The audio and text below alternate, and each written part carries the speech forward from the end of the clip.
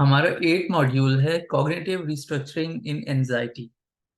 अब एंजाइटी के दौरान या एंशियस थॉट्स जब आ रही होती हैं तो हम कॉग्निटिव रिस्ट्रक्चरिंग किस तरह से करेंगे और इसका प्रोसीजर क्या होगा। स्टेप बाय स्टेप हम कॉग्निटिव रिस्ट्रक्चरिंग को आज प्रैक्टिकली समझते हैं। सबसे पहले इरेशनल बिलीव्स, जिन कॉग्निटिव डिस्टॉर्शंस की हम बात कर रहे थे, जो हमारे नेगेटिव थॉट के पैटर्न्स होते हैं, जो हमारी हैबिट्स में शामिल हो चुके होते हैं, उनको किस तरह से हम चैलेंज करेंगे। सबसे पहले तो हम उनकी पहचान करेंगे। सबसे हम पहले पहचानेंगे कि किस किस्म की सोच का अंदाज हमारे माइंड में चल रहा है। ये जो ऑटोमेटिक नेगेटिव थॉट है, ये किस किस्म की है। फॉर एग्जाम्पल, कैटेस्ट्रॉफिक थिंकिंग अगर है, जिसमें तबाहकुन और बदतरीन फ्यूचर का या बदतरीन कुछ ऐसा होने का माइंड में आता है, तो उसको हम कहते हैं कैटेस्ट्रॉफिक थिंकिंग।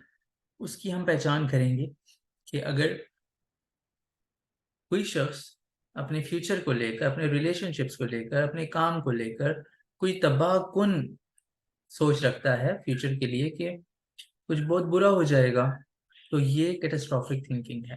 अब जैसे यहाँ पर एक एग्जांपल दी जा रही है, चूंकि यहाँ पर मुख्तलिफ किस्म की एंजाइटीज की एग्जांपल्स हम देख रहे हैं। कुछ पैनिक डिसऑर्डर से रिलेटेड है, कुछ ओसीडी से रिलेटेड है, कुछ गैड से रिलेटेड है जो कि जनरलाइज एंजाइटी डिसऑर्डर है।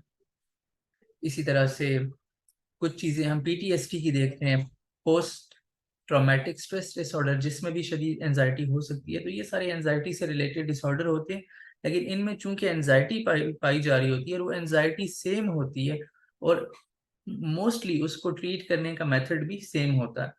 तो इसलिए हम डिफरेंट एग्जांपल्स देख रहे हैं मुख्तलिफ किस्मों की एंजाइटी को लेकर। तो अब हम जीएडी की एग्जांपल देख रहे हैं। जीएडी में ये होता है जनरलाइज्ड एंजाइटी होती है, कि वो एंजाइटी हर चीज से मुतालिक होती है, वो जनरल होती है। वो जिस चीज के बारे में सोचते हैं तो उन्हें परेशानी महसूस हो सकती है। तो अब अगर कोई शख्स अपने फैमिली के बारे में, अपने प्यारों के बारे में वो परेशान रहता है लगातार तौर पे कि उनके साथ कुछ बुरा हो जाएगा, या मैं घर से बाहर जाऊंगा तो उनका एक्सीडेंट हो जाएगा, कोई घर पे ऐसा सानेहा हो जाएगा, वाकया हो जाएगा जब भी वो जाते हैं, तो ये कैटेस्ट्रॉफिक थॉट है। कैटेस्ट्रॉफिक कैसे है कि वो बदतरीन की तवक्को उन्हें माइंड में आ रही है, बदतरीन की तवक्को रख रहे हैं कि worst is going to be happening. तो ये कैटेस्ट्रॉफिक थॉट है। अब इसके लिए क्या इंटरवेंशन होगी कि वो अपने इस ख्याल का जायजा लें, फिर देखें, सबूत तलाश करें कितने चांसेस हैं भला कि ऐसे वाकयात हो सकते हैं। उसको वो चेक करें कि इनकी जो परेशानी है, क्या वो किसी सबूत पे भी बेस कर रही है या ये इरेशनल है। तो जब इमोशंस हमें इस तरह के फील हों, तो हमें उनके पीछे छुपी थॉट्स को भी देखना चाहिए, और ये भी चेक करना चाहिए कि क्या वो थॉट्स रेशनल हैं, लॉजिकल हैं, हकीकत के करीब और पॉजिटिव हैं, या हेल्पफुल हैं या नहीं। और मोस्टली हम ऐसा पाएंगे, अब हम काफ़ी सारी एग्जांपल्स में देखेंगे आगे चल के, कि मोस्टली वो इरेशनल होती हैं, बिल्कुल लॉजिकल नहीं होती हैं, हकीकत से बहुत दूर होती हैं, और हेल्पफुल तो वो वैसे भी नहीं होती। राइट। सेकंड चीज हम देखते हैं फॉर्चून टेलिंग। ये एक और अंदाज है नेगेटिव थॉट पैटर्न्स का, जिन्हें हम कॉग्निटिव डिस्टॉर्शन के नाम से जानते हैं। फॉर्चून टेलिंग में ये होता है कि हाँ, थॉट्स में इंसान फ्यूचर के बारे में बताने लग जाता है, ये सोचने लग जाता है, प्रिडिक्शंस दे रहा होता है कि आगे क्या होगा। तो अब गैट की ही एक और एग्जांपल हम देखते हैं कि एक शख्स ये प्रिडिक्ट कर रहा है, ये पेशेंट गोई दे रहा है कि आगे एक एग्जाम है, ये प्रेजेंटेशन है, उसमें वो फेल हो जाएगा, और उसके पास इस बात का सबूत कोई नहीं है, लेकिन उसको इस बात का यकीन है, और वो ये सोच रहा है कि वो फेल हो जाएगा। तो अब इसके लिए हम क्या इंटरवेंशन हो सकती है, किस किस तरह से इसको हम चैलेंज कर सकते हैं, इस थॉट को या इस बिलीफ को। कि एविडेंस, अगेन आप एविडेंस की तलाश करेंगे कि ऐसा क्यों है कि मैं फेल हो जाऊंगा, हालांकि पास्ट में काफी सारी चीजों में तो कामयाबियां भी मौजूद हैं। तो इस एजम्पशन को, इस मफरूजे को चैलेंज किया जा रहा है यहाँ पे। ये हमेशा तो फेलियर नहीं हुई है, कामयाबियां भी बहुत सारी हैं। तो फॉर्चून टेलिंग का जो ये एक नेगेटिव अंदाज है सोचने का, वो यहाँ पर चैलेंज हो जाएगा। आगे हम मुकम्मल प्रोसीजर भी देखते हैं कि किस तरह से हमने ये ओवरऑल प्रोसेस लेके चलना है।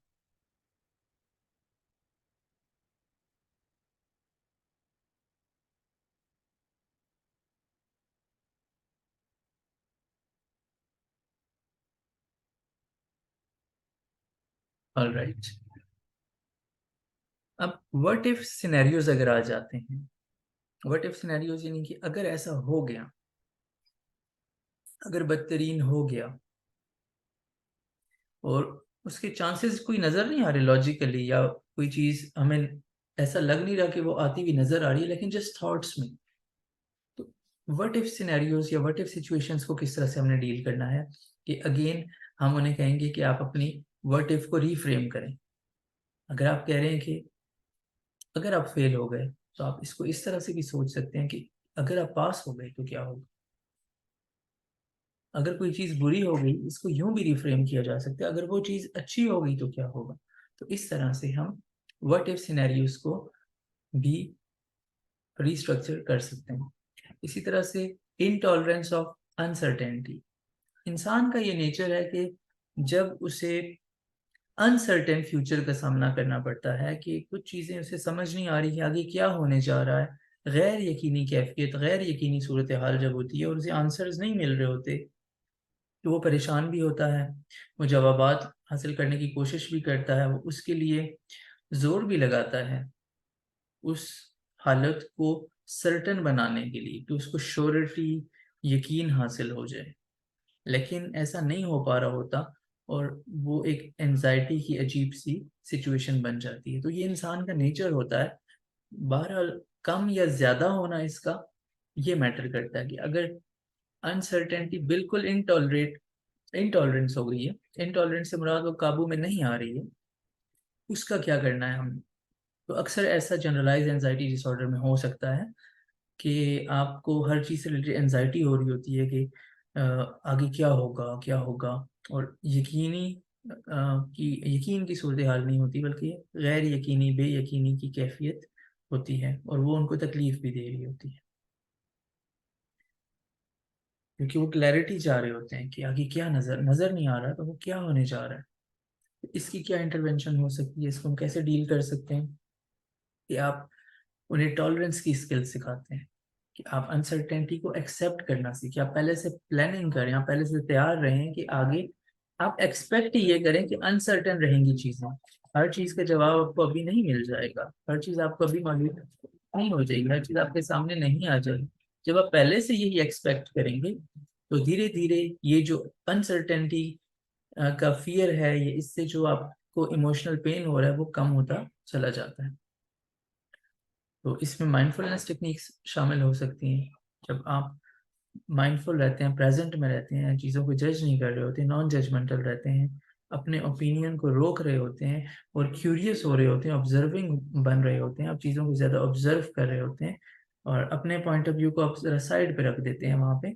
तो उस वक्त माइंडफुलनेस की प्रैक्टिस के दौरान आपको ये महसूस होगा कि आप प्रेजेंट को एंजॉय कर रहे हैं। तो वहाँ पर ज़्यादा चांसेस हैं कि आप फ्यूचर के लिए जो अनसर्टेनिटी है, उससे आप बच पाएंगे।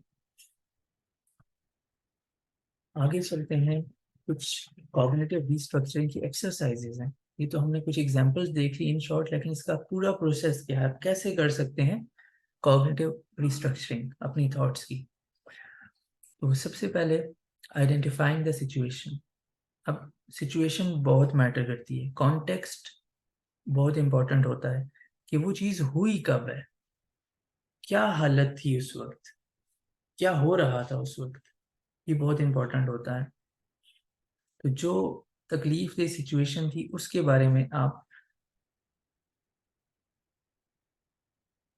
लिखते हैं। यहाँ तो हम एक्सरसाइजेस की बात करें, तो आप उसकी पहचान करते हैं कि वो कौन सी थी, और उसको आप लिख लेते हैं। देन आप वो ख्यालात जो थे नेगेटिव, उनको आप माइंड में आइडेंटिफाई करते हैं और लिखते हैं कि वो कौन सी थॉट्स हैं जिन्होंने आपको इमोशनल पेन दिया है या जिनसे आप एंशियस हुए हैं। तो वो जो नेगेटिव और अपसेटिंग थॉट्स हैं वो आप लिखते हैं। और इसमें इम्पोर्टेंट ये है कि जो सबसे ज्यादा तकलीफ देह होती हैं थॉट्स, सबसे ज्यादा डिस्टर्बिंग होती हैं, उनको आप जरूर लिखते हैं। फिर स्टेप नंबर थर्ड है कि उन थॉट्स के साथ ही कुछ इमोशंस होते हैं, ये आप इनके बारे में आप इनको पहचानते हैं और इनको लिखते हैं कि कौन से इमोशंस आपने फील किए जब वो थॉट आई है, तो कैसा आपने महसूस किया, क्या वो फियर था, परेशानी थी, वरी थी, सैडनेस थी, एंगर था, गिल्ट था, कौन सी फीलिंग्स हैं, कौन सी इमोशंस हैं। तो आप उस एग्जैक्ट उस इमोशन को भी आप नोट डाउन करते हैं। और एक से ज्यादा भी होते हैं ये इमोशंस, तो वो सारे इमोशंस आप नोट डाउन कर रहे होते हैं। अब नंबर फोर स्टेप ये है कि आप एविडेंस गैदर करते हैं। अब चूंकि इमोशन तो है, इमोशन के लिए तो आपको सबूत की जरूरत नहीं है, आपको थॉट के लिए सबूत की जरूरत है जो इससे पहले आई थी। अक्सर लोग थॉट को मिस कर जाते हैं, उसकी इंपॉर्टेंस को, और वो अपने इमोशंस पे बात कर रहे होते हैं। लेकिन थॉट्स ज्यादा इंपॉर्टेंट होती हैं कि उसी से तो इमोशन तो उसके बाद आया है। इमोशन ने तो उस थॉट, नेगेटिव थॉट को फॉलो किया है कि जब वो नेगेटिव थॉट आई है तब नेगेटिव इमोशन बना है। राइट। तो अब आप एविडेंस इकट्ठा करते हैं, क्या सबूत है कि वो थॉट सच हो सकती है, और क्या सबूत है कि वो थॉट रॉन्ग हो सकती है। और इसके बाद फिर आप जो है वो थॉट को रीस्ट्रक्चर करते हैं। जब आपको सबूत मिल जाता है कि ये जो थॉट है वो तो इलॉजिकल है, वो दुरुस्त ही नहीं है, और उसके जो अगेंस्ट फेवर होता है, उसके जो खिलाफ सबूत होता है वो ज्यादा होता है, तो फिर आप एक दुरुस्त सोच लाकर, बैलेंस्ड सोच लाकर उस सोच को रीस्ट्रक्चर कर लेते हैं, और उस नेगेटिव थॉट की जगह एक बेहतर हेल्पफुल थॉट ले लेती है। अब आगे हम चलते हैं और एग्जाम्पल के साथ देखते हैं कि ये सब हम जो 5 स्टेप्स हमने देखे हैं वो किस तरह से हो सकते हैं।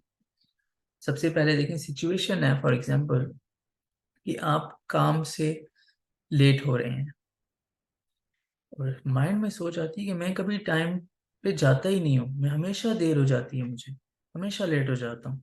ये सोच है, I am never on time. ठीक है, इस सोच को अपने माइंड में रखना है, ये इंपॉर्टेंट है। अब ये सोच ऑटोमेटिकली आई है कि मुझे तो हमेशा देर हो जाती है। अब आपने डिस्टॉर्शन को पहचानना है यहाँ पे। ये ऑल और नथिंग थिंकिंग का स्टाइल है। आप एक चीज को सब पे अप्लाई कर रहे हैं, आप ब्लैक एंड व्हाइट में देख रहे हैं चीजों को, कि एक टाइम की देरी आप उसको हमेशा पे अप्लाई कर रहे हैं। आप कह रहे हैं कभी भी टाइम पे नहीं जाते आप। ये सोच आई।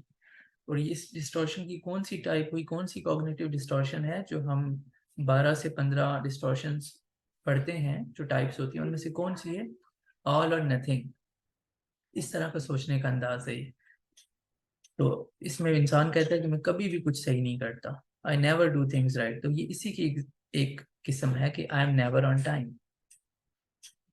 तो अब इस सोच के साथ क्या आ रहा है, इमोशन कौन सा आ रहा है? अच्छा तो नहीं आएगा, ऑब्वियसली नेगेटिव थॉट है। वो इंसान इरिटेटेड फील करेगा, वो तंग हो जाएगा, वो जल्दी जल्दी कोशिश करेगा मैं जल्दी पहुंचूं। आगे के मामला उसके माइंड में आएंगे, जब मैं पहुंचूंगा वर्क पे तो क्या होगा, वो तंग हो जाएगा, वो एंग्री फील कर सकता है, उसे एंजाइटी हो सकती है। तो ये उसके इमोशंस होंगे। अब नेक्स्ट जो हम बात कर रहे थे सबूत की, एविडेंस की। अब उस नेगेटिव सोच कि मैं हमेशा लेट हो जाता हूँ, उसके हक में कौन सा एविडेंस है और उसके खिलाफ कौन सा एविडेंस है? उस सोच के हक में ये है कि मैं पहले भी लेट हुआ हूँ, तो ये जो सोच आ रही है कि मैं हमेशा लेट होता हूँ, ये सही है।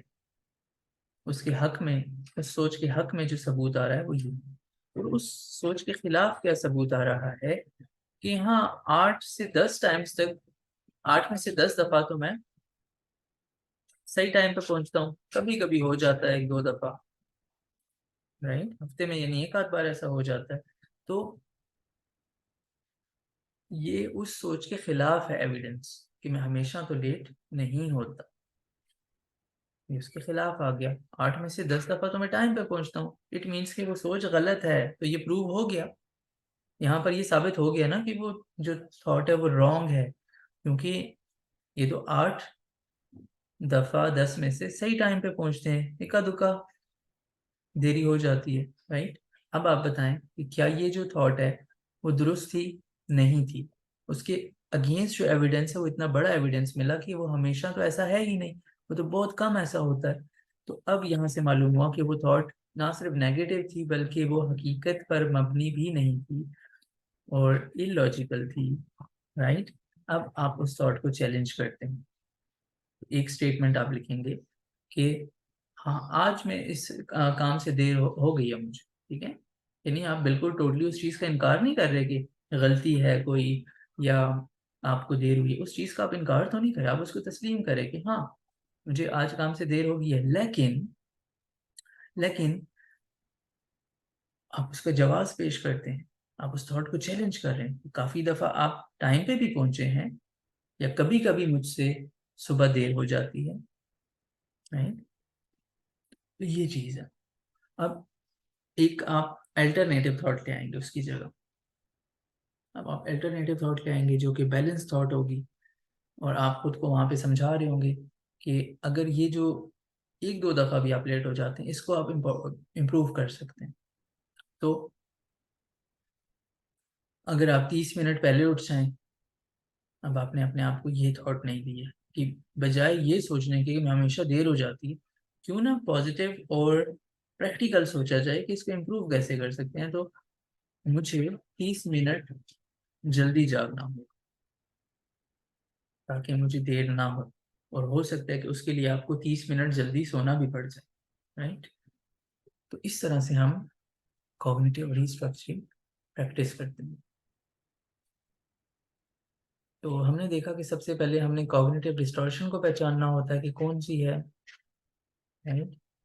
इसके हम ऊपर एग्जांपल्स कर चुके हैं। कैटेस्ट्रोफाइजिंग हम देख चुके हैं, ब्लैक एंड वाइट थिंकिंग हम देख चुके हैं।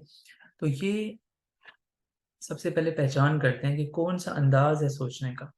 उसके बाद हम अल्टरनेटिव इंटरप्रिटेशंस लेके आते हैं कि अगर एक चीज, ये थॉट तो रॉन्ग लग रही है, तो सही थॉट कौन सी है, दुरुस्त थॉट कौन सी हो सकती है, नहीं। जैसे कि अभी यहाँ पर एक एग्जांपल में हम देख सकते हैं कि लोग मुझ पे हंसेंगे जब मैं प्रेजेंटेशन दे रहा हूँ और मुझे शर्मिंदगी होगी, तो ये तो एक एंशियस थॉट हो गई, नेगेटिव थॉट हो गई। अब इसके लिए हम एक और सोच भी तो लानी पड़ेगी ना, इसको बैलेंस करने के लिए। अब हमें ये सच तो नहीं लग रही, बैलेंस नहीं लग रही, तो जो हम इसकी जगह थॉट लाएंगे वो होगी अल्टरनेटिव इंटरप्रिटेशन, कि हम इसी सिचुएशन को किसी और अंदाज में भी देख सकते हैं। हाँ, ये हो सकता है कि कुछ लोग इंटरेस्टेड ना हो, कि वो टॉपिक जो है वो हर एक की पसंद का ना हो, या कोई लोग बिजी होंगे, ये जरूर हो सकता है। लेकिन ऐसा नहीं है कि सब लोग आप पे हंसेंगे। इतना भी ज्यादा भयानक मंजर नहीं हो सकता वहां पे, जो थॉट जिस टाइप की आ रही है, राइट।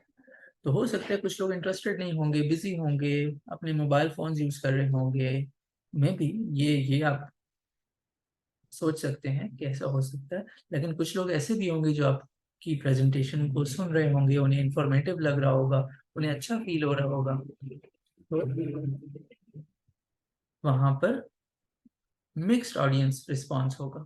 कुछ लोग आपको अप्रिशिएट भी करेंगे, राइट।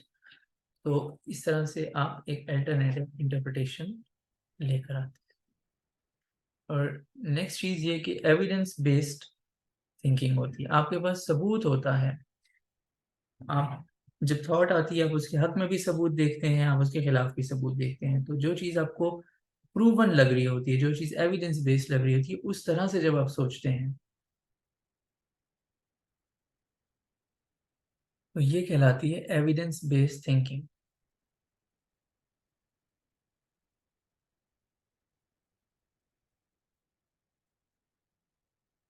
जैसे अभी एक थॉट आती है कि अगर मैं जहाज में सवार हुआ, अगर मैंने ये फ्लाइट ली तो क्या होगा, कि हार्ट अटैक हो जाएगा, क्योंकि मुझे अनईजी फील हो रहा है, इसलिए मुझे ऐसा लगता है मुझे हार्ट अटैक हो जाएगा। लेकिन एविडेंस बेस्ड थिंकिंग क्या है, जो सबूत पर बेस्ड है कि मैं पहले भी तो इतनी दफ़ा मैंने जहाज़ में सफ़र किया, लेकिन मुझे कोई ऐसा इशू नहीं हुआ। अब ये सबूत के साथ बात है, और ये जो थॉट है वो हकीकत के ज़्यादा करीब है, क्योंकि ऐसा पहले वो देख चुके हैं। इसी तरह से रीफ्रेमिंग एंड पॉजिटिव अफर्मेशंस, जब आप रीफ्रेम करते हैं तो मोस्टली जो आपको बात हकीकत के करीब नज़र आएगी वो पॉजिटिव होगी, वो पॉजिटिव अफर्मेशंस होंगी। जैसे कि अगर आपको ये थॉट आ रही है कि मैं कभी भी नए दोस्त नहीं बना सकूँगा, क्योंकि मैं सोशली ऑकवर्ड हूँ, राइट? ये थॉट आ सकती है, एक एंशियस थॉट है, जब आपको सोशल एंजाइटी होती है फॉर एग्जांपल। तो अब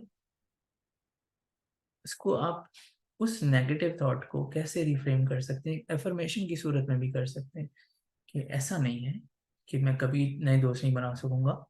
ठीक है, वो एक ऑटोमेटिक नेगेटिव थॉट आई है, लेकिन अब आप उसको रिफ्रेम कर रहे हैं एक अफर्मेशन की सूरत में कि मुझ में यूनिक क्वालिटीज़ मौजूद हैं।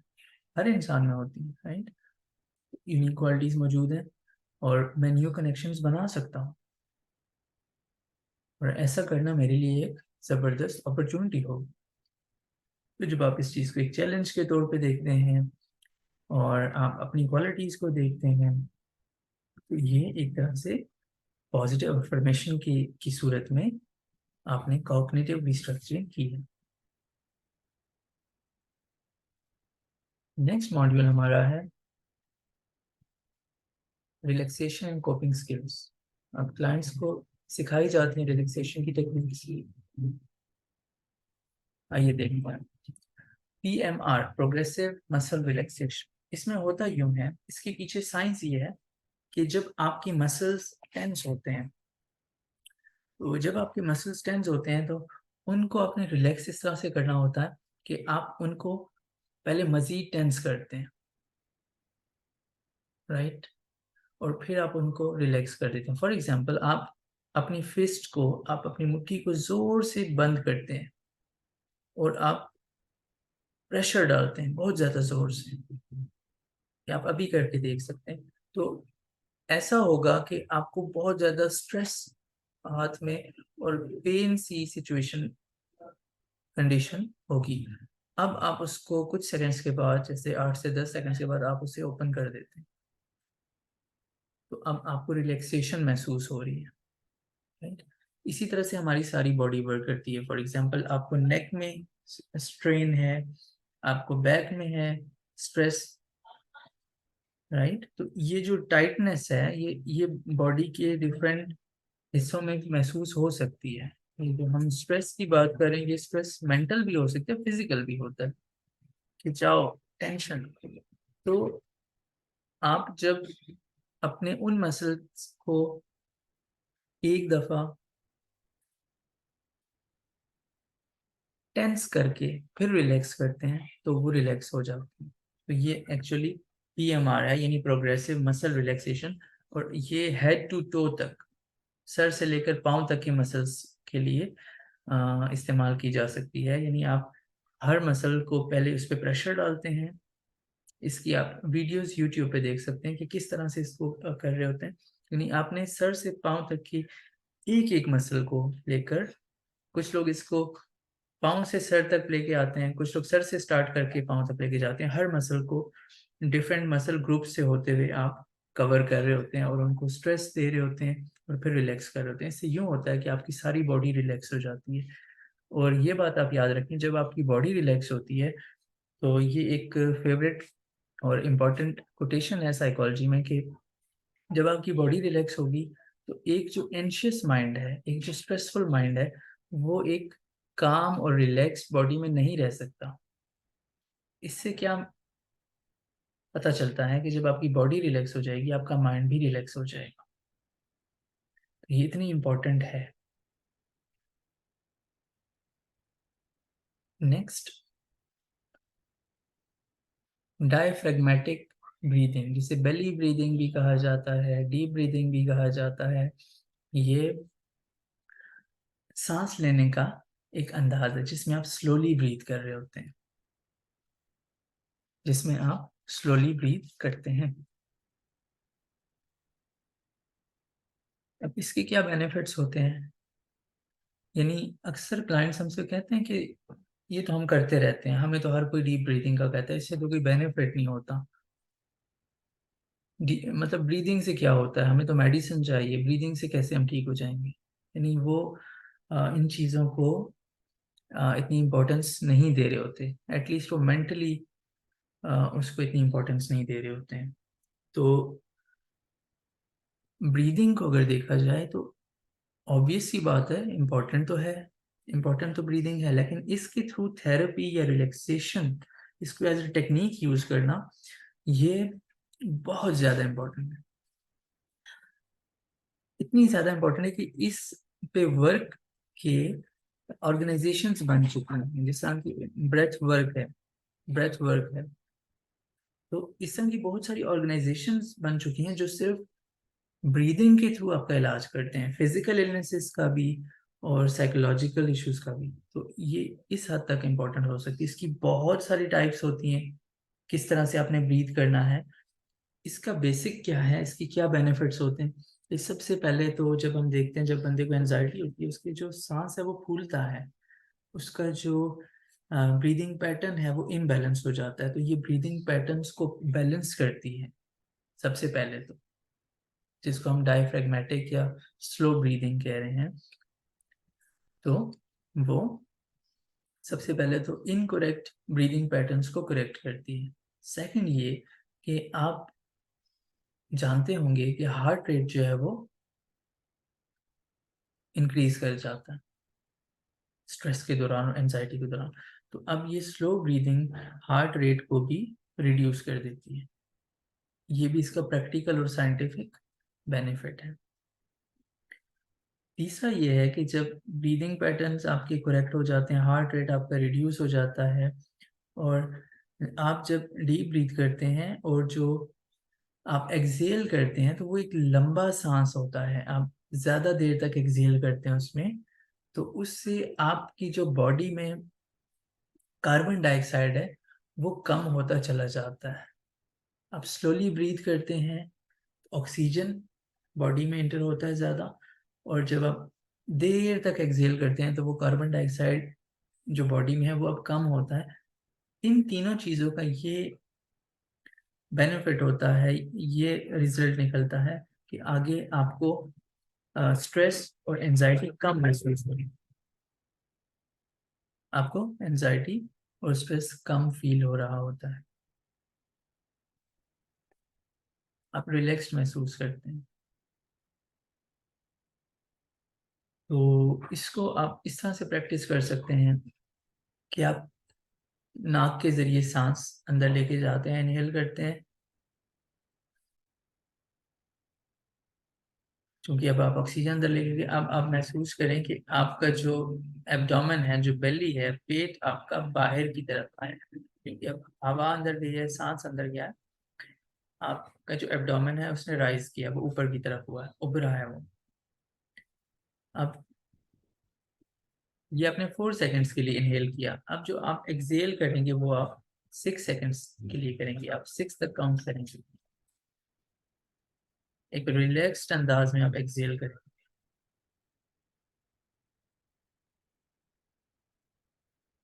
एक और टेक्निक है विजुअलाइजेशन एंड गाइडेड इमेजरी।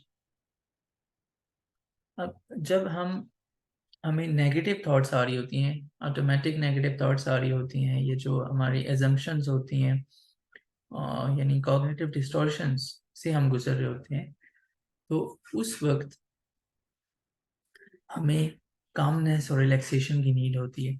उस वक्त अगर हम उस नेगेटिव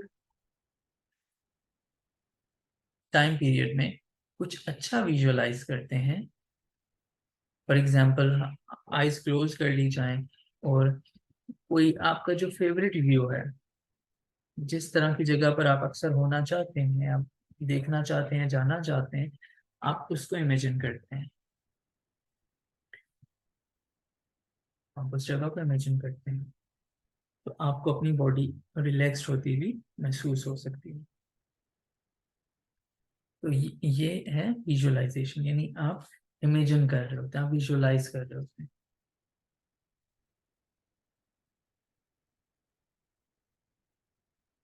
इसी तरह से माइंडफुलनेस मेडिटेशन, अब अगर समझा जाए तो माइंडफुलनेस और मेडिटेशन में फर्क है। माइंडफुलनेस जो है वो ओवरऑल एक चीज है कि आपने प्रेजेंट में रहना है, नॉन जजमेंटल रहना है। माइंडफुलनेस मेडिटेशन, माइंडफुलनेस की फर्दर एक टाइप है, उसके आगे उसके अंदर वो एक चीज आ जाती है जिसे हम मराकबा के तौर पे देखते हैं। ये बहुत सी रिलीजियस प्रैक्टिसेस का भी हिस्सा होता है मेडिटेशन, मुराकबा। तो ये भी एक रिलैक्सेशन की टेक्निक के तौर पर समझा जाता है कि आप एक मसले पे फोकस करते हैं, एक चीज पे फोकस करते हैं इसमें, और आप अवेयरनेस को प्रमोट करते हैं, प्रेजेंस, आप इस लम्हे में रहते हैं। मुराकबा जो होता है उसमें आप इस चीज को प्रैक्टिस कर रहे होते हैं खुद से कि आपने प्रेजेंट में रहना है, इस लम्हे में रहना है। तो हमने देखा है कि एनजाइटी मोस्टली फ्यूचर से रिलेट कर रही होती है, एनजाइटी फ्यूचर से रिलेट कर रही होती है। और जब हम प्रेजेंट में रहते हैं, जब हम माइंडफुल रहते हैं, तो हम रिलैक्स हो जाते हैं और एनजाइटी जो है वो कम हो जाती है। सेकंड चीज ये है कि जब हम जजमेंट पास नहीं करेंगे, नॉन जजमेंटल होंगे अपने लिए भी और दूसरों के लिए भी, जो कि माइंडफुलनेस में हम करते हैं। माइंडफुलनेस में यही है कि आप नॉन जजमेंटल रहते हुए ऑब्जर्व कर रहे होते हैं। तो जब आप अपने लिए और दूसरों के लिए जजमेंटल नहीं है, तो भी चांसेस हैं कि आप जल्दी सुकून में वापस आ जाएंगे, क्योंकि वो जजमेंट ही वो वजह है, अटैचमेंट ही वो वजह है जब आप नेगेटिव के साथ स्टिक कर जाते हैं। जब आप नेगेटिव के साथ नहीं जुड़े रहेंगे ज्यादा देर तक, आप वापस अपनी पोजीशन में आ जाते हैं जहां पर आप काम थे, जहां पे आप नॉन जजमेंटल थे, आप माइंडफुल हैं, तो आप रिलैक्स हो जाते हैं। ये बहुत पावरफुल टेक्निक है, लेकिन इसके लिए आपको प्रैक्टिस करनी होती है, आपको ट्रेनिंग करनी होती है। क्या एक ट्रेंड माइंडफुलनेस प्रैक्टिशनर से माइंडफुलनेस सीखते हैं।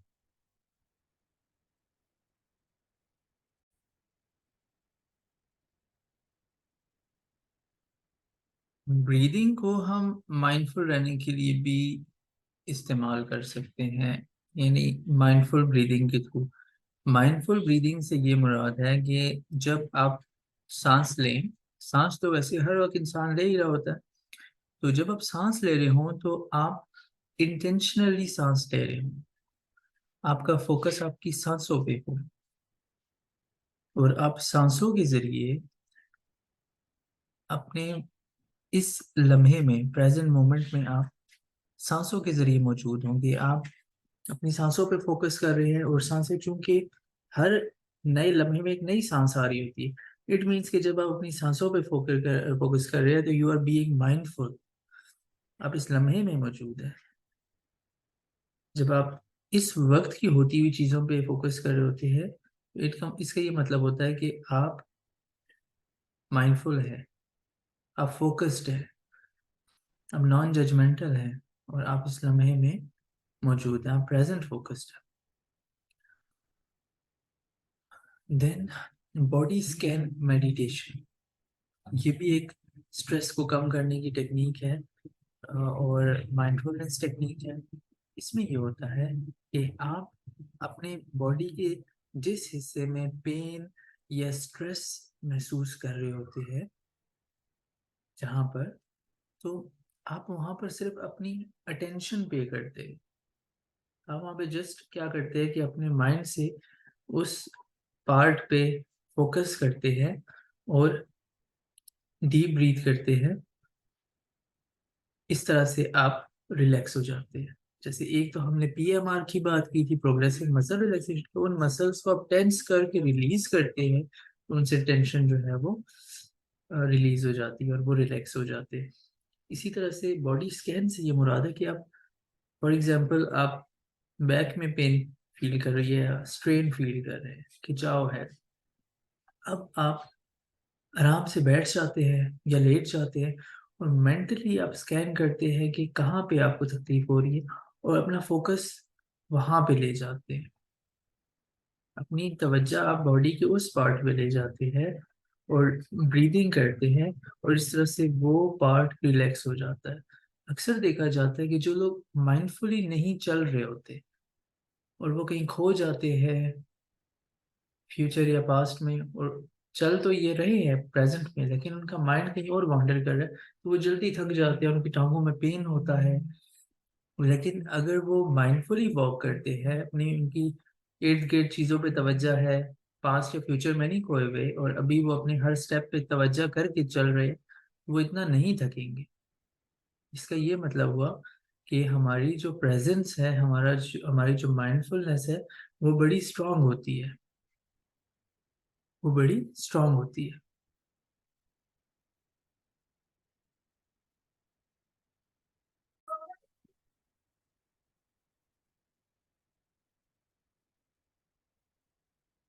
नेक्स्ट है mindful eating. So actually mindfulness जो है वो एक ऐसी प्रैक्टिस है जो लगातार आप जिसमें ट्रेनिंग हासिल करते हैं, जो एक स्किल है। तो इसके लिए आपको लाइफ के मुख्तलिफ एरियाज में आपने माइंडफुलनेस को प्रैक्टिस करना होता है। तो इसका एक अच्छा तरीका ये भी हो सकता है कि आप जब खाना खा रहे होते हैं, when you eat something, you eat it mindfully. तो माइंडफुल ईटिंग से हम क्या मुराद लेते हैं कि आपकी पूरी तवज्जो, आपका पूरा फोकस उस टाइम पे हो जब आप खाना खा रहे हैं, प्रेजेंट पे हो, और आपका ध्यान खाने पे हो, खाने को किस तरह से प्रेजेंट किया गया है, उसका टेस्ट कैसा है, और जो खाने का आपका अमल है, आपका टोटल अवेयरनेस वहाँ पर होनी चाहिए। मिसाल के तौर पर जब आप खाना खाते हैं तो आप बाकी जो डिस्ट्रैक्शंस हैं, लाइक स्क्रीन्स, तो इनसे इनसे आप दूर हो जाएं, इनकी तरफ आपकी तवज्जो ना हो, और मुकम्मल आपका फोकस खाने की तरफ हो। तो क्योंकि माइंडफुलनेस एक स्किल है, और आप इसे लाइफ में जब लेकर आते हैं, तो लाइफ में आप जो चीज़ें भी करते हैं वहाँ पर आप ये अप्लाई कर सकते हैं। आप जब नमाज अदा करते हैं, आप वो माइंडफुली अदा करें। आप जब कहीं जाते हैं, आप वॉक करते हैं, उस वक्त भी आप माइंडफुल हो सकते हैं। तो माइंडफुलनेस एक प्रैक्टिस है। माइंडफुलनेस का जो कॉन्सेप्ट है वो आप लाइफ में इस तरह से इंट्रोड्यूस कर सकते हैं कि ज़्यादा से ज़्यादा वक्त माइंडफुल रहें।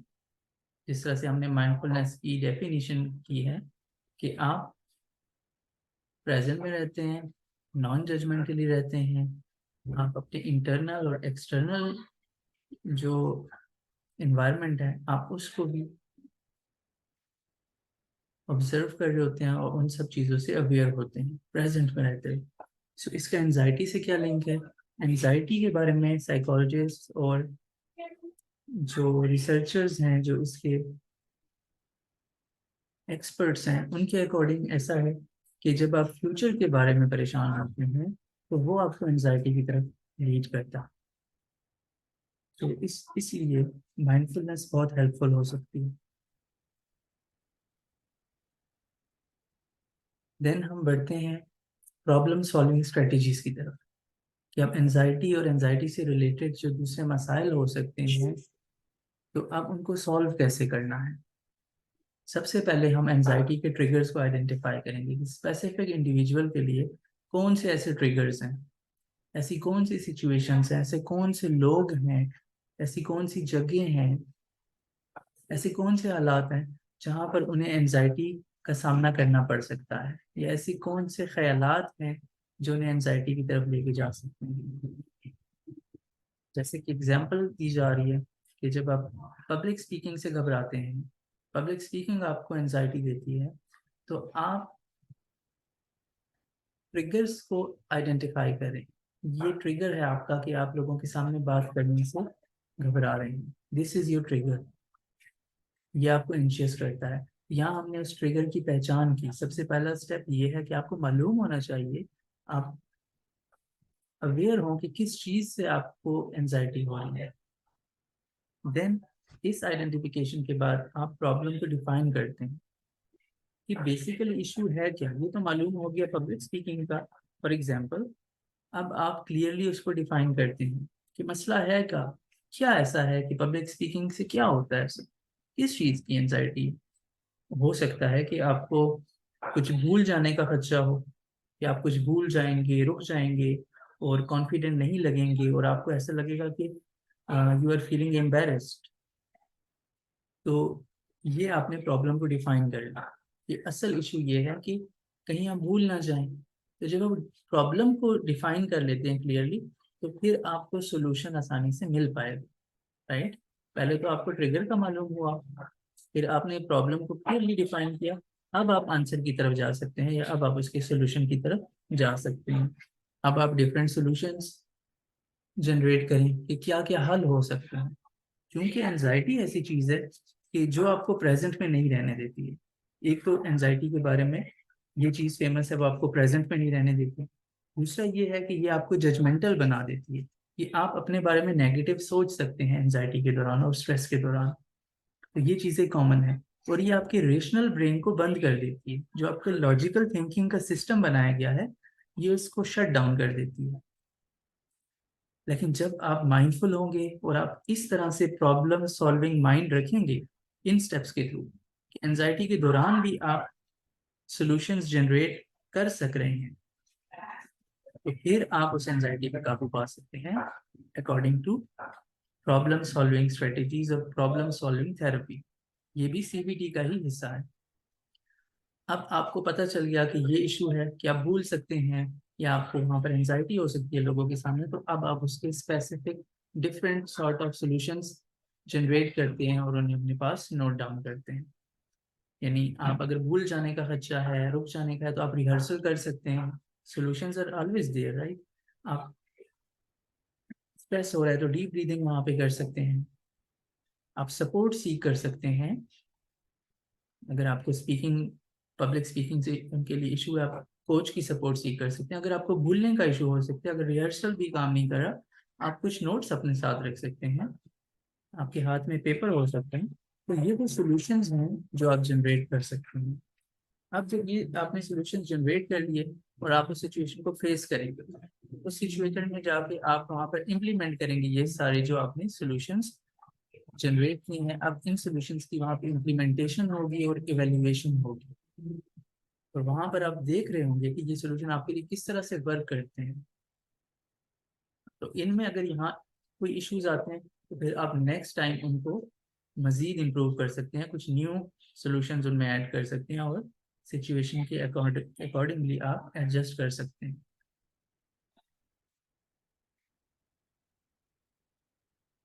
देन हम स्टार्ट करते हैं अपने module 10, how to maintain progress. अब होता यूं है कि जब स्टार्ट में आप वर्क करना स्टार्ट करते हैं अपनी एंजाइटी पे, आप कॉग्निटिव रीस्ट्रक्चरिंग करते हैं, पॉजिटिव माइंडसेट आप रखते हैं और आप काफ़ी सारे जो आपके सिम्टम्स हैं उन पे काबू पा लेते हैं, आप उस सिचुएशन तक पहुंच जाते हैं कि जहाँ पे आपको, आप वो सिम्टम्स नहीं रहे, यानी कि आप डिसऑर्डर से बाहर आ चुके हैं, आपने उस पर काबू पा लिया, आपने मैनेज कर लिया उस एंजाइटी डिसऑर्डर को। उसके बाद ये सिचुएशन हो सकती है कि वो अगेन भी आ सकता है, उसका रिलैप्स भी हो सकता है। होता इस तरह है कि कोई लैप्स आता है और वो हमें रिलैप्स की तरफ ले जा सकता है। लैप्स किसे कहते हैं कि कोई एक रुकावट आ जाती है कि आपने जो चीजें आप प्रैक्टिस कर रहे थे, जो पॉजिटिव माइंडसेट आप प्रैक्टिस कर रहे थे, जो रिलैक्सेशन की स्किल्स आप डेली बेसिस पे प्रैक्टिस कर रहे थे, वहां पे आपको रुकावटें आ गई किसी वजह से, या आप अपनी सेल्फ केयर नहीं कर पाए, नींद का कोई इशू आ गया, किसी वजह से स्ट्रेस हो गया और अगेन लैप्सेस आने लगे और आपकी रूटीन थोड़ी डिफरेंट होने लगी, तो वो एक लैप्स कहलाएगी।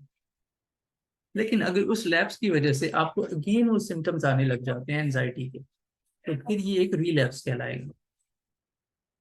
तो अगर आप सीबीटी को यूज करते रहते हैं तो आप लॉन्ग टर्म में रिलैप्स से बच सकते हैं। तो अब हम इस मॉड्यूल में देखते हैं कि हम कैसे कर सकते हैं। सबसे पहले जब आपको ऐसा महसूस हो कि एक लैप्स आपकी लाइफ में आ गया है और वो आपको रिलैप्स की तरफ ले जा रहा है, तो आपको सपोर्ट सीख करनी चाहिए। पहले जिस तरह से आप थेरेपिस्ट के पास गए थे, तो आप उनसे कनेक्ट हो सकते हैं, या आपके जो सपोर्ट ग्रुप है, फैमिली और फ्रेंड्स हैं, आपको सपोर्ट की वहाँ पे ज़रूरत होती है और आपको रिसोर्सेज चाहिए होती हैं। जो चीज़ें आप पहले प्रैक्टिस कर रहे थे, फॉर एग्जांपल आपने जब पहले सेशंस लिए थे आप ठीक हो गए थे, आप अगेन वो सब कुछ ट्राई कर चुके हैं, और अगर आपको बेनिफिट नहीं हो रहा तो आप सपोर्ट सीख करेंगे।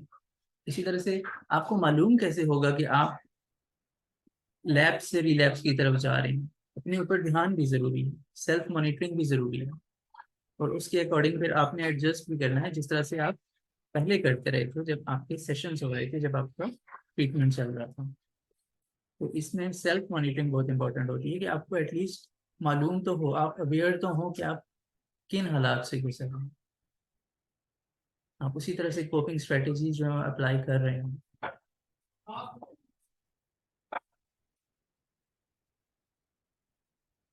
अब रिलैप्स प्रिवेंशन प्लान जो है वो किस तरह से वर्क करता है और उसको कैसे डेवलप किया जाता है? सबसे पहले वो कौन से ट्रिगर्स हैं जो भी हम बात कर रहे थे लैप्स की वजह बनते हैं, कौन से ऐसे ट्रिगर्स हैं, आपने उनको देखना है, उनको आइडेंटिफाई आपने करना है, जिनकी वजह से अगेन वो सिम्टम्स आ सकते हैं। और आपने वो जो सिम्टम्स आ रहे हैं, जो वार्निंग साइंस है, आपने उनको भी नोटिस करना है। इसके बाद इन चीज़ों को आइडेंटिफाई करने के बाद आपने अगेन जो आपकी कोपिंग स्ट्रेटजीज थी, डिफरेंट स्ट्रेटजीज और टूल्स आपको मिलते हैं थेरेपी से, आपने वो इम्प्लीमेंट करने हैं, आपने उन पे वर्क करना है। फॉर एग्जांपल एक चीज़ आप पे वर्क नहीं कर रही है, डीप ब्रीदिंग एक सिचुएशन में वर्क नहीं कर रही, आप प्रोग्रेसिव मसल रिलैक्सेशन ट्राई कर सकते हैं।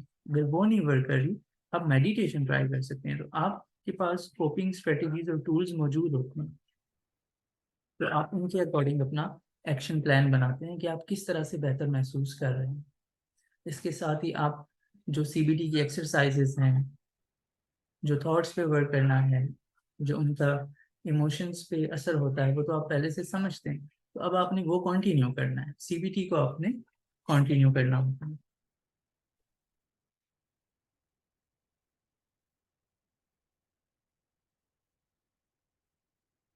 पोस्ट ट्रीटमेंट स्ट्रेटेजीज, अब जैसे ही आपका इलाज कंप्लीट हो जाता है और आप खुद से जो टूल्स आपको मिले, रिसोर्सेज मिले, उनके थ्रू आप अपना ख्याल रखना शुरू कर देते हैं, तो यहाँ पर आपको सपोर्टिव नेटवर्क्स की ज़रूरत होती है। आप अपनी फैमिली के साथ होते हैं, आप अपने फ्रेंड्स के साथ होते हैं, ये चीज़ बहुत इंपॉर्टेंट होती है, आपको वहाँ से इंकरेजमेंट मिलती है। फॉर एग्जाम्पल पहले आपको थेरेपिस्ट की तरफ से कुछ इंकरेजमेंट मिल रही थी, लेकिन आपको ओवरऑल लाइफ में इंकरेजमेंट चाहिए, आपको साथ चाहिए होता है, आपको सपोर्ट चाहिए होती है। तो ये चीज़ बहुत इंपॉर्टेंट होती है। इसके बाद जो लाइफस्टाइल एडजस्टमेंट्स हैं, स्पेसिफिकली एंजाइटी को लेकर, कौन सी ऐसी चीजें हैं जो आपके लिए हार्मफुल हो सकती हैं, उनसे आपने अवॉइड करना है। आपकी डाइट प्लान क्या होना चाहिए? ऐसी कौन सी एक्टिविटीज हैं जो आपकी मेंटल हेल्थ को प्रमोट करती हैं, लाइक रेगुलर एक्सरसाइज। स्ट्रेस को आप कैसे मैनेज करेंगे, क्योंकि स्ट्रेस आगे जाके वजह बन सकता है, रिलैप्स की वजह बन सकता है, और प्रॉपर स्लीप का ना होना भी रिलैप्स की वजह बन सकता है। तो आपकी जो लाइफस्टाइल में जो एडजस्टमेंट्स हैं, उनकी भी बहुत अहमियत होती है।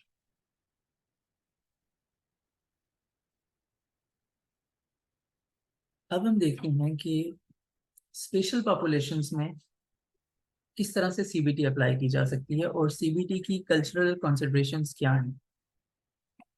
सबसे पहले बच्चों के लिए सीबीटी किस तरह से वर्क करती है, अगर हम अडॉप्ट करना चाह रहे हैं बच्चों के लिए सीबीटी, तो हम कैसे कर सकते हैं? अब हम जानते हैं कि बच्चों की जो लैंग्वेज होती है वो प्ले होता है, खेल कूद होता है, या आर्ट होता है, दे राइट, दे ड्रॉ थिंग्स। इस तरह से हम उन्हें एसेस करते हैं, उनकी खेल के दौरान हम उनकी थॉट्स को एसेस करते हैं कि वो अपने आप से क्या बातें कर रहे होते हैं, राइट। और इसमें ज़रूरी होता है कि उनकी फैमिली की भी इन्वॉल्वमेंट हो।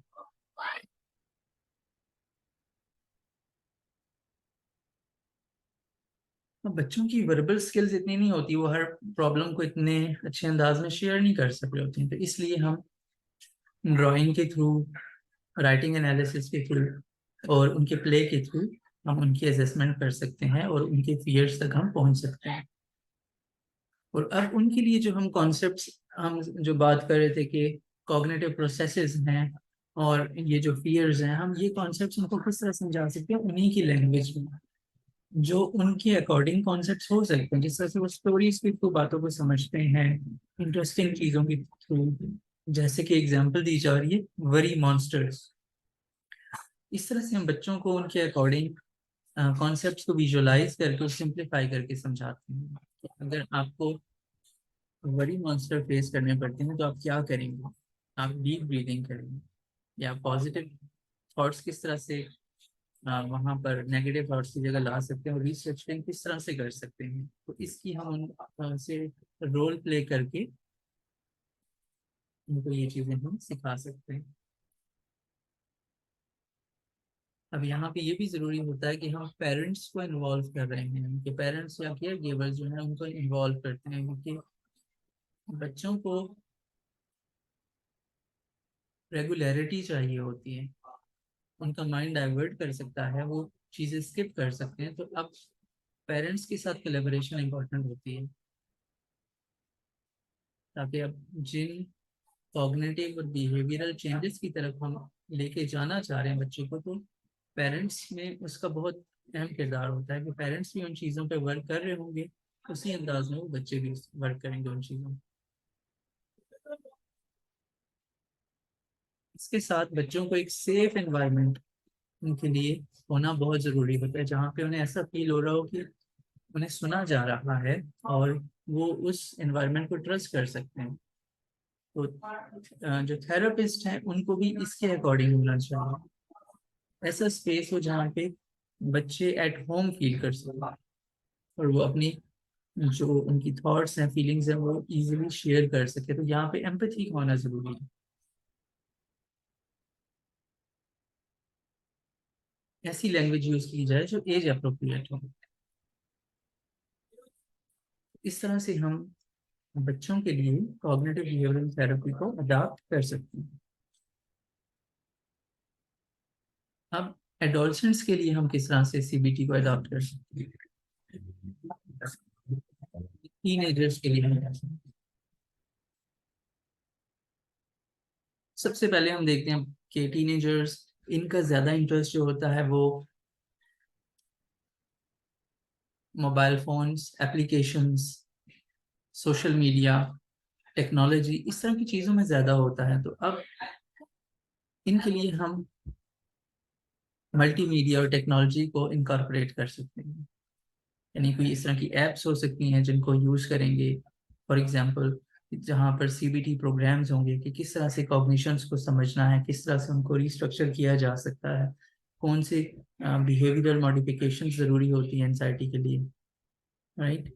या इस तरह की वीडियोस हम क्रिएट कर सकते हैं जो एनिमेटेड वीडियोस हों, और एज अप्रोप्रिएट लैंग्वेज के साथ हम उन्हें ये चीज़ें, ये कॉन्सेप्ट्स उन्हें समझा सकें। इसी तरह से उनके रियल लाइफ सिनेरियोज को ऐड करना इंपॉर्टेंट होता है, क्योंकि हम उनकी लाइफ को जिस तरह से परसीव करेंगे कि उनकी लाइफ में क्या कुछ चल रहा है, और अगर हम उन्हें उसी लैंग्वेज के अकॉर्डिंग, उन्हीं सिनेरियोज के अकॉर्डिंग कोई चीज़ हम जब उन्हें उनकी लाइफ पे इम्प्लीमेंट करते हैं, जब इस थेरेपी को हम उस अंदाज में इम्प्लीमेंट करते हैं, तो उन्हें बेहतर समझ भी आएगी, और वो चीज़ उनके लिए प्रैक्टिकल भी होगी। जैसे सोशल एंजाइटी अगर हम एड्रेस कर रहे हैं किसी टीनेजर में, तो हम उसके स्कूल से रिलेटेड जो प्रॉब्लम्स हैं उनको एग्जाम्पल बनाएंगे, और उसके थ्रू रोल प्ले करके वो इम्प्रूव हो पाएंगे। इसी तरह से सेल्फ एक्सप्रेशन बहुत इंपॉर्टेंट होता है, स्पेसिफिकली टीनेज में। बच्चों का तो ये होता है कि वो इतना एक्सप्रेस नहीं करते हैं, खेल कूद में बिजी होते हैं, लेकिन टीनेजर्स जो है उनको एक्सप्रेसिव होना चाहिए, कि वो अपने इमोशंस को एक्सप्रेस कर सकें, उनके जो थॉट्स हैं वो के बारे में सोच सकें कि उन्हें कौन सी थॉट्स आती हैं, वो बता सकें।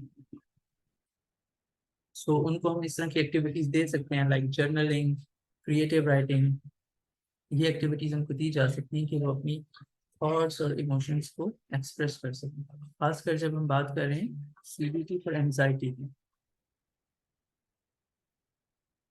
इसी तरह से टीनेजर्स के लिए भी पेरेंट्स और गार्डियंस को इन्वॉल्व करना इम्पोर्टेंट होता है। अक्सर देखा जाता है कि जो टीनेजर्स होते हैं वो ऑटोनॉमी सीख कर रहे होते हैं, यानी वो चाहते हैं कि उनकी भी एक मर्जी है, और वो अपने अकॉर्डिंग चलना चाह रहे होते हैं।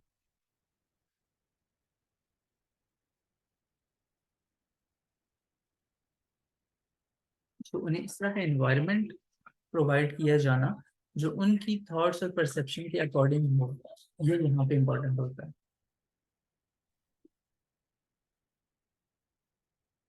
अब हम बात करते हैं सीबीटी फॉर एडल्ट्स, यानी कि एज 18 टू 64, ये एडल्ट्स होते हैं। इनके लिए इंडिविजुअलाइज्ड गोल सेटिंग होती है। अब ये लोग अपने डिसीजंस खुद लेते हैं, इन्होंने लाइफ में क्या करना है। तो अब इनकी जो गोल्स होते हैं वो फैमिली से डिफरेंट हो सकते हैं। इन्होंने क्या चीज स्टडी करनी है, इन्होंने किस प्रोफेशन में जाना है, इनके लाइफ गोल्स क्या हैं। तो अब ये एक डिफरेंट कैटेगरी है जो एडल्ट्स हैं, उनकी गोल सेटिंग जो है वो इंडिविजुअलाइज्ड होगी। और कौन सी ऐसी सिचुएशंस हैं जहां पर उन्हें प्रॉब्लम्स फेस करने पड़ते हैं, उनकी एंजाइटी ट्रिगर्स कौन से हैं, वो वर्क रिलेटेड हैं या सोशल एंजाइटी है, कौन सी ऐसी सिचुएशंस हैं। तो हम फिर उनके अकॉर्डिंग और उनकी पर्सनैलिटी के अकॉर्डिंग टेलर करते हुए हम गोल्स सेट करते हैं। और उनके लाइफ एक्सपीरियंसेस को भी इनकॉर्पोरेट किया जाता है। अब बेहतर अंडरस्टैंडिंग कब होगी किसी शख्स की कि हम जब इंडिविजुअलाइज कर रहे हैं थेरेपी को उनकी लाइफ से, यानी क्या क्या उनकी लाइफ में हो रहा है, उसी के अकॉर्डिंग होमवर्क होगा, उसी के अकॉर्डिंग रोल प्लेइंग होगी। कौन सी जो स्ट्रेटेजीज है उनके लिए वर्क कर रही हैं हम वहां पे वो अप्लाई करेंगे। तो हम इंडिविजुअलाइज करते हैं उनके लाइफ एक्सपीरियंसेस के अकॉर्डिंग। फॉर एग्जांपल अगर किसी ने लाइफ में ट्रॉमा फेस किया है तो वहां पर हमें डिफरेंट स्ट्रेटेजीज अप्लाई करनी पड़ती हैं।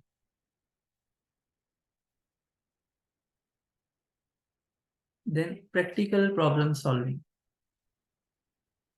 अब एडल्ट्स जो होते हैं वो रिस्पॉन्सिबल होते हैं, वो अपने जब डिसीजंस खुद ले रहे होते हैं तो जो प्रॉब्लम्स होते हैं वो भी उन्होंने खुद सॉल्व करने होते हैं।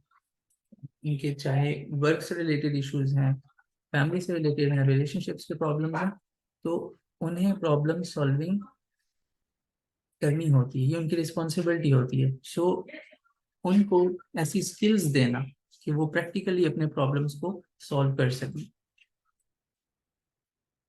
फॉर एग्जांपल वर्कलोड है, टाइम को मैनेज करना है, बाकी जो स्ट्रेसर्स हो सकती हैं लाइफ में उनको किस तरह से मैनेज करना है।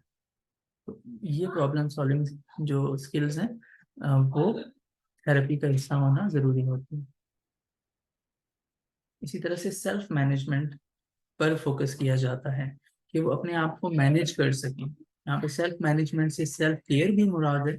अपनी थॉट्स को किस तरह से मैनेज करना है और थॉट्स से फिर इमोशंस और बिहेवियर्स किस तरह से मैनेज हो सकते हैं। तो ये ओवरऑल जो सेल्फ मैनेजमेंट है विद सेल्फ केयर, इस पे फोकस किया जाना इम्पोर्टेंट होता है। तो परेशानी की हालत में किस तरह से वो कोप कर सकते हैं, किस तरह से वो रिलैक्सेशन एक्सरसाइजेस प्रैक्टिस करेंगे जब उन्हें स्ट्रेस फील होता है। देन 64 की एज के बाद जो ओल्डर एडल्ट्स होते हैं उनके लिए किस तरह से सीबीटी को अडॉप्ट किया जा सकता है। सबसे पहले अब वो अपनी काफी सारी लाइफ तो गुजार के आ चुके हैं। अब उनकी जो लाइफ एक्सपीरियंसेस हैं आपने उनको एक रिस्पेक्ट के तौर पे देखना है, आपने उनको एक्नॉलेज करना है, रिकॉग्नाइज करना है जो लाइफ गुजार के आ चुके हैं। क्योंकि काफी सारी चीजें, काफी सारी मेमोरीज उनकी उस लाइफ से जुड़ी होती हैं। अब अगर उनको हेल्थ रिलेटेड एंजाइटी का सामना करना पड़ रहा है तो हम उनकी जो मेडिकल हिस्ट्री है जो वो फेस करके आए हैं हम उसको एक्नॉलेज करते हैं। और इस इन चीज़ों को अंडरस्टैंड करना इम्पोर्टेंट होता है, यानी कि वो किस से गो थ्रू करके आए। सबसे पहले ये बात होगी। सेकंड ये है कि इस एज में जो लोग हैं वो कुछ स्लो हो जाते हैं, तो हम उनके लिए जो अप्रोच यूज करेंगे वो उसी पेस की होगी। फॉर एग्जाम्पल कॉग्निटिव डिक्लाइन आ जाता है इस एज में, ठीक है, और मेमोरी इश्यूज आ सकते हैं, फोकस के प्रॉब्लम आ सकते हैं, तो कुछ स्लो डाउन हो जाते हैं। अब हमने उनके अकॉर्डिंग अपनी थेरेपी को टेलर करना होता है। हमें पता है कि फॉर एग्जांपल वो ज़्यादा देर बैठ नहीं सकते, वो लॉन्ग सेशंस नहीं ले सकते, तो हम फिर उनके लिए इस तरह से आरामदेह और सेशंस रख सकते हैं कि वो थोड़े दौरानिए के होने चाहिए। ज़्यादा देर डिस्कशन वो नहीं कर सकते फॉर एग्जांपल, वो थोड़े टाइम के हों, स्लो स्लो हम उनको लेके चलें। सो जो अप्रोच है वो टेलर्ड होनी चाहिए। अब जो हम उन्हें एग्जांपल्स देते हैं वो रिलेटेबल होनी चाहिए, उनकी लाइफ से रिलेटेबल होनी चाहिए। जिस तरह से हम बच्चों को ट्रीट कर रहे थे, इसी तरह से यहाँ पर जो बुजुर्ग हैं उनको जो हम एग्जांपल्स दे रहे हैं, रोल प्लेस जो उनके साथ कर रहे हैं, जो हम उनको टूल्स और स्ट्रेटजीज यहाँ पर ट्रेनिंग उनको दे रहे हैं, तो वो भी रिलेटेबल एग्जांपल्स के साथ होनी चाहिए।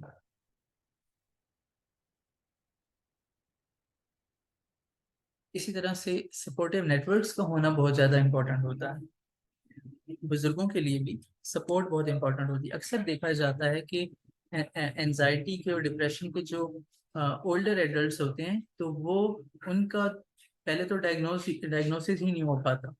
अगर डायग्नोसिस हो जाता है तो फिर वो ट्रीटमेंट तक नहीं आ पाते, उसको कंटिन्यू नहीं कर पाते, तो ये बहुत इशू रहता है। तो जो फैमिली मेम्बर्स हैं उनका एक बहुत अहम किरदार होता है इसमें, कि वो किस तरह से सपोर्ट प्रोवाइड करते हैं। इसी तरह से जो स्किल्स हैं अब उन्होंने लर्न कर लिए हैं, लेकिन फॉर एग्जांपल वो भूल जाते हैं, तो अब इसमें भी फैमिली का इम्पैक्ट होता है कि वो किस तरह से उन्हें इमोशनल सपोर्ट प्रोवाइड करते हैं और प्रैक्टिकली उनसे वो इन चीज़ों को साथ लेके चलते हैं कि जो टूल्स वो सीख चुके हैं उन पे वो उनसे उनकी हेल्प कर रहे होते हैं, उन्हें सपोर्ट कर रहे होते हैं कि वो वर्क करें उनके अकॉर्डिंग।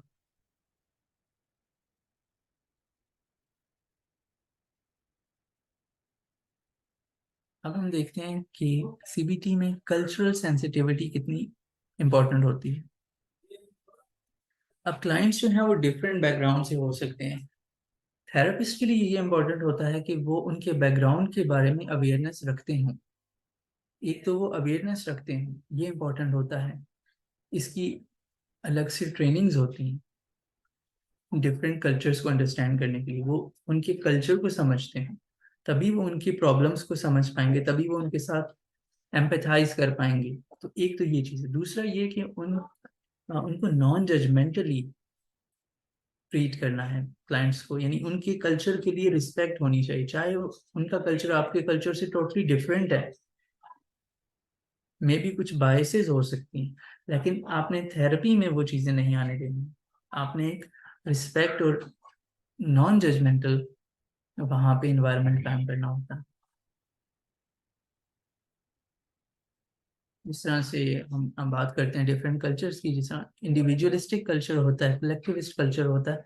हमारे यहाँ पाकिस्तानी हैं तो हमारा कलेक्टिविस्ट कल्चर होता है, फैमिली बेस्ड होता है, और हमारे जो डिसीजंस है वो हमारी फैमिली के रिवॉल्व अराउंड रिवॉल्व कर रहे होते हैं। तो अब अगर हमारे यहाँ कोई ऐसे क्लाइंट आ जाते हैं जो इंडिविजुअलिस्टिक कल्चर को फॉलो कर रहे हैं, तो हमें उस कल्चर के बारे में अवेयरनेस होनी चाहिए कि वो किस तरह से डिसीजंस लेते हैं, वो किस तरह से उनकी क्या परसेप्शंस हैं, वो किस तरह से लाइफ को देखते हैं। तो उनके अकॉर्डिंग हमें जो थेरेपी है, जो स्किल्स हैं, हमें उसके अकॉर्डिंग मॉडिफाई करनी होगी ये सारी चीज़ें। इसी तरह से कल्चरल फॉर्मुलेशन है। अब हर क्लाइंट कुछ इश्यूज और एक्सपेक्टेशंस लेके आता है। अब उनके इश्यूज को उनके कल्चर की अवेयरनेस से हमने देखना है कि वो इन इश्यूज को किस तरह से देख रहे हैं। ऐसा नहीं कि हम अपने अकॉर्डिंग परसीव करके उन पे कुछ इम्प्लीमेंट कर रहे हैं, बल्कि हम उनके कल्चर के थ्रू कि वो किस निगाह से प्रॉब्लम्स को देख रहे हैं, क्योंकि प्रॉब्लम्स तो उनके हैं, लाइफ तो उन्होंने गुजारी है, वो जिस कल्चर में रह रहे हैं उसके अकॉर्डिंग वो प्रॉब्लम्स फेस कर रहे हैं, तो इसका बहुत इम्पैक्ट होता है।